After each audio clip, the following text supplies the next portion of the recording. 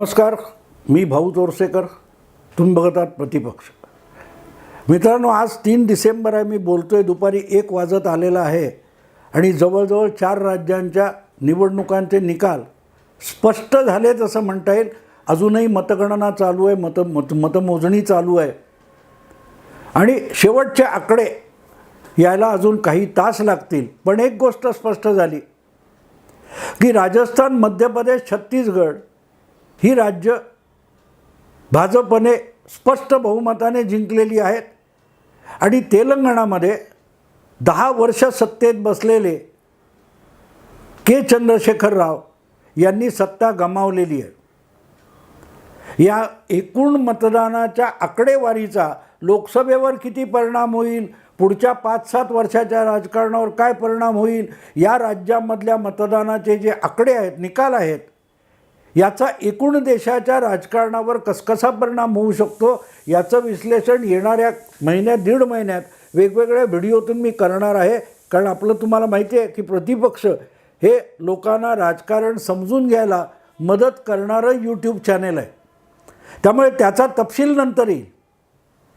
पण एक गोष्ट लक्षात घ्यायला लागेल की हे जे 3 राज्यांचे, 4 राज्यांचे निवडणूक निकाल आहेत, हे शरद पवार, उद्धव ठाकरे, नितीश कुमार, राहुल गांधी, खरगे किंवा स्टालिन किंवा ममता बॅनर्जी यांनी जी इंडी आघाडी 3 महिन्यापूर्वी बनवली होती, त्यांच्यासाठी धोक्याची घंटा आहे. धोक्याची घंटा आहे. मध्य प्रदेश, राजस्थान, छत्तीसगड या 3 राज्यामध्ये काँग्रेस आणि भाजप हे 2च पक्ष एकमेकाशी लढणारे होते आणि आहेत. तिसरा पक्ष तिथे नाही आहे. पण इंडिया आघाडीत सहभागी झालेले जे इतर प्रादेशिक लहान मोठे पक्ष आहेत, त्यांच्यासाठी आत्ताचे ताजे निकाल तेलंगणाच्या दृष्टीने महत्त्वाचे आहेत. कारण तेलंगणामध्ये भाजपचं नामोनिशाण नाही आणि तेलंगणा राज्य स्थापनेसाठी सुरू झालेला तेलंगणा राज्य समिती किंवा त्याचं आता बदललेलं नाव भारत राष्ट्र समिती हा पक्ष सत्ता गमावून बसलेला आहे. आणि म्हणून मला असं वाटतं की इंडिया आघाडीमध्ये जे 26 पक्ष सहभागी झाले, ज्यांची पाटणा, बंगलोर आणि मुंबई अशा बैठका झाल्या, 1 सप्टेंबरला मुंबईत बैठक झाली, त्यामध्ये काँग्रेस वगळता जे सगळे प्रादेशिक पक्ष सहभागी झाले होते, त्यांच्यासाठी या ताज्या 5 राज्यांच्या विधानसभा निवडणुकीत तेलंगणामधून आलेला निकाल सगळ्यात मोठी धोक्याची घंटा आहे. आणि ती धोक्याची घंटा खरं तर चंद्रशेखर राव यांनी खूप आधी ओळखली होती, 5 वर्षापूर्वी ओळखली होती. आणि ते या सगळ्या पक्षांच्या नादी न लागता आपल्यापुरता विचार करत होते. तोपर्यंत त्यांना जनतेने उत्तम प्रतिसाद दिला होता. तुम्हाला आठवत असेल तर 2017च्या उत्तर प्रदेश विधानसभेच्या निकालानंतर चंद्रशेखर राव यांनी मुंबईत उद्धव ठाकरे, तिकडे नितीश कुमार बिहारमध्ये, तुमच्या बंगालमध्ये ममता बॅनर्जी, तिकडे नवीन पटनाईक ओडिसामध्ये, अशा सगळ्या प्रादेशिक नेत्यांची भेट घेतली होती. आणि काँग्रेस आणि भाजप यांना वगळून आपण प्रादेशिक पक्षांची एक राष्ट्रीय आघाडी बनवू, आपण भाजपच्याही बरोबर जायचं नाही, काँग्रेसच्याही बरोबर जायचं नाही, अशी भूमिका मांडली होती. पण पुरोगामी पक्ष असलेल्या बहुतांश प्रादेशिक पक्षांनी त्यांना साथ दिली नाही. आणि त्यामुळे या सगळ्या विरोधी पक्षांच्या भाजप विरोधी आघाडीचा नाद सोडून चंद्रशेखर राव यांनी आपल्यापुरता, तेलंगणापुरता निर्णय घेतला की बाबा आम्ही आमच्यापुरते राहतो आणि मोदींना आव्हान द्यायचं नाही किंवा निवडणुकीच्या रिंगणात आपल्यासमोर मोदी आहेत असं दाखवायचं नाही. म्हणून त्यांची 5 वर्षाची मुदत असताना त्यांनी आधीच विधानसभा बरखास्त केली आणि 2019च्या लोकसभेबरोबर तेलंगणा विधानसभेच्या निवडणुका होऊ नयेत यासाठी मध्यावधी निवडणुका तेलंगणामध्ये घेतल्या 2018मध्ये आणि त्यामुळे मध्य प्रदेश, छत्तीसगड, राजस्थानबरोबर तेलंगणाच्या निवडणुका झालेल्या होत्या. लक्षात ठेवा. आता तेलंगणा आणि आंध्र प्रदेश या दोन्ही मूळ आंध्र प्रदेशातून निर्माण झालेली दोन राज्य होती. त्यामुळे 2014मध्ये दोन्ही राज्यामध्ये लोकसभा आणि विधानसभा निवडणुका एकत्रित झाल्या होत्या आणि त्यात चंद्राबाबूंनी आंध्र जिंकला भाजपच्या बरोबर जाऊन आणि तेलंगणा हा चंद्रशेखर राव यांनी आपल्या नव्या प्रादेशिक पक्षाच्या बळावर जिंकला. पण मोदींच्या समोर 5 वर्षानंतर जाणं आपल्याला त्रासदायक आहे हे ओळखून चंद्रशेखर राव यांनी विधानसभा आधीच उरकून घेतली आणि परत एकदा प्रचंड बहुमत मिळवलं. पण त्याच दरम्यान चंद्राबाबू नायडूंनी मूर्खपणा केला. त्यांनी भाजप विरोधात पवित्रा घेतला, NDA सोडली आणि काँग्रेसबरोबर हातमिळवणी केली. अगदी तेलंगणाच्या विधानसभा निवडणुका काँग्रेसबरोबर आघाडी करून लढवल्या आणि काँग्रेसच्या जागा होत्या तितक्याच राहिल्या. पण तेलंगणातून तेलुगू देसम पक्ष भुईसपाट होऊन गेला, उरला आंध्र प्रदेश पुरता आणि 6 महिन्यांनी आलेल्या लोकसभा निवडणुकीबरोबरच्या आंध्र प्रदेश विधानसभा निवडणुकीत तेलुगू देसम पक्ष पुरता नामशेष झाला. काँग्रेसबरोबर गेलेल्या प्रत्येक प्रादेशिक पक्षाचं माती झालेली आहे. हा गेल्या 30-40 वर्षातला इतिहास आहे. तेच बंगालमध्ये झालं. बंगालमध्ये काँग्रेसबरोबर डाव्या आघाडीने जागा वाटप केलं आणि बंगालमधून डावी आघाडी संपली. महाराष्ट्रात उद्धव ठाकरे आणि शरद पवार तरीही भाजप विरोधात टिवटिव करत होते. त्यांच्यासाठी हा सगळ्यात मोठा धडा आहे की जे चंद्राबाबूंचं झालं तेच आता चंद्रशेखर राव यांचं झालं आहे आणि तेच महाराष्ट्रात उद्धव ठाकरे आणि शरद पवार यांच्या पक्षाचं झालेलं आहे. हे राष्ट्रीय पक्ष नाहीत. तुम्ही मोदींना आव्हान देण्याची गरजच नाही आहे. तुम्ही आपल्या राज्यात आधी आपला पाया विस्तारून घ्या. जे चंद्राबाबूंना जमलं नाही तरी ती चूक 5 वर्षानंतर चंद्रशेखर राव यांनी केली, त्याची किंमत ते मोजतात. महाराष्ट्रात उद्धव ठाकरे आणि शरद पवार यांचं काय होणार, म्हणजे उभाठा शिवसेना आणि सुळे पवार राष्ट्रवादी यांचं काय होणार याची चिन्ह, याची चाहूल तुम्हाला तेलंगणाच्या निकालामध्ये बघायला मिळते. तुमचा जीव किती, तुम्ही आव्हान कोणाला देत आहे.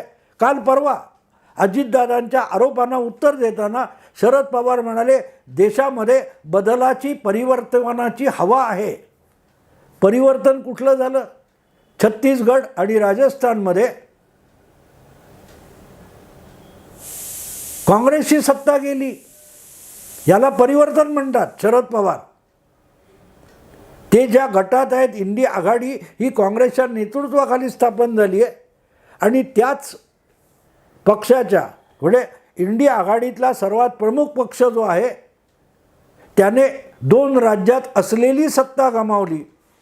5 वर्षापूर्वी हीच 3 राज्य काँग्रेसने जिंकली होती. ती 3 राज्य 5 वर्षानंतर काँग्रेसने गमावलेत. ठीक आहे, मध्य प्रदेशमध्ये फाटाफूट करून भाजपने 1 वर्षानंतर सत्ता आणली होती, ती भाजपकडे होती. त्यामुळे 2 राज्यात छत्तीसगड, राजस्थान काँग्रेसने गमावलं. पण 5 वर्षापूर्वीचे विधानसभेचे निकाल बघितले तर काँग्रेसने 3 राज्य गमावलेली आहेत. आणि आपल्या धरसोड राजकारणामुळे प्रादेशिक पक्ष असलेल्या BRSने तेलंगणातली सत्ता गमावली. मी सतत सांगतो की नवीन पटनाईक बघा, जगनमोहन रेड्डी बघा, हे भाजप बरोबर जात नाहीत, भाजपशी जागा वाटप करत नाहीत, पण अकारण मोदींना आव्हानसुद्धा देत नाहीत.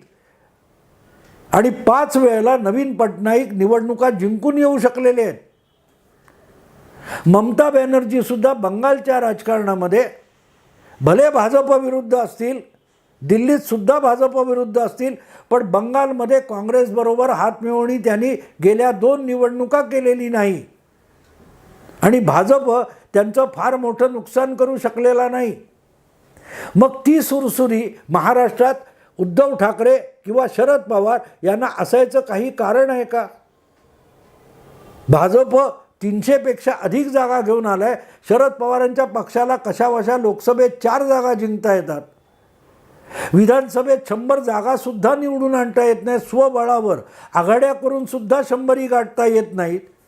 त्या शरद पवारांनी मोदींना आव्हान देण्याची आणि परिवर्तनाची भाषा करण्याची गरज आहे का? हे मी मुद्दाम तुम्हाला सांगतोय की या निवडणुका भले देशव्यापी नव्हत्या, 4-5 राज्यांपुरत्या मर्यादित होत्या, पण त्यातून एक राजकीय सिग्नल येत असतो, संकेत येत असतो. तो संकेत असा आहे की प्रादेशिक पक्षांनी आपली अवकात सांभाळून राहावं. मोदींची सत्ता बदलणार असं म्हणत म्हणत नितीश कुमार कुठपर्यंत घसरलेत बघा. जे नितीश कुमार भाजपबरोबर असताना बिहारच्या राजकारणामध्ये 1 नंबरचा पक्ष होते, ते 2014मध्ये मोदींचा द्वेष करत विरोधात गेले आणि 2 नंबरचा पक्ष झाले, 3 नंबरचा. आता तो आणखीनच ढासळलेले आहेत. भाजपबरोबर येऊनसुद्धा आपली विश्वासार्हता परत मिळवणं हे नितीश कुमारांना शक्य झालं नाही, चंद्रबाबूंना शक्य झालं नाही. चंद्रशेखर रावसुद्धा त्याच वाटेने गेलेत आणि उद्धव ठाकरे, शरद पवार यांची अवस्था वेगळी नाही आहे. निवडणुका घ्या, आम्ही तयार आहोत. आज जे भाजपला प्रचंड यश मिळालं आहे त्याचं श्रेय सगळ्यात मोठं मी कोणाला देईन तर ते उद्धव ठाकरे, संजय राऊत आणि शरद पवारांना देईन.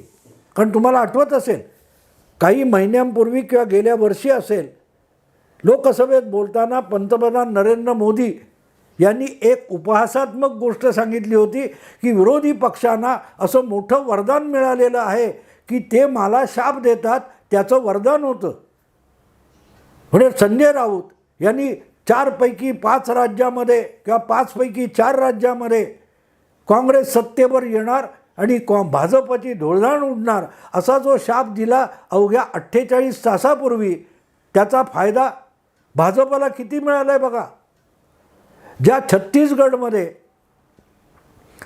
एक्झिट पोल असो, ओपिनियन पोल असो, वर्तमानपत्रातून किंवा चॅनेलवर चाललेलं विश्लेषण असो, त्या प्रत्येकामध्ये काँग्रेस हमखास बहुमताने सत्तेवर येणार, दुसऱ्यांदा छत्तीसगड काबीज करणार हे सगळे छाती ठोकपणे सांगत होते.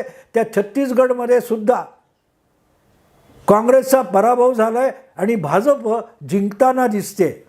हे सगळं का झालं याचा विचार करा मित्रांनो. याचा विचार करायचा तर ज्याला पनौती म्हणता येईल त्या राहुल गांधींना संजय राऊत असोत, बाकीचे सगळे असोत, खांद्यावर घेऊन डोक्यावर घेऊन नाचत होते आणि राहुल गांधींनी दाखवून दिलं की मी मोदींसाठी वरदान आहे, भाजपसाठी वरदान आहे, पण काँग्रेस आणि इंडी आघाडीसाठी मी पनौती आहे. मोदींसमोर चेहरा कोणाचा इंडी आघाडी बनली तरी इंडी आघाडीचा चेहरा म्हणून प्रत्येक सर्वेमध्ये काय विचारलं जातं? चेहरा म्हणून राहुल गांधी.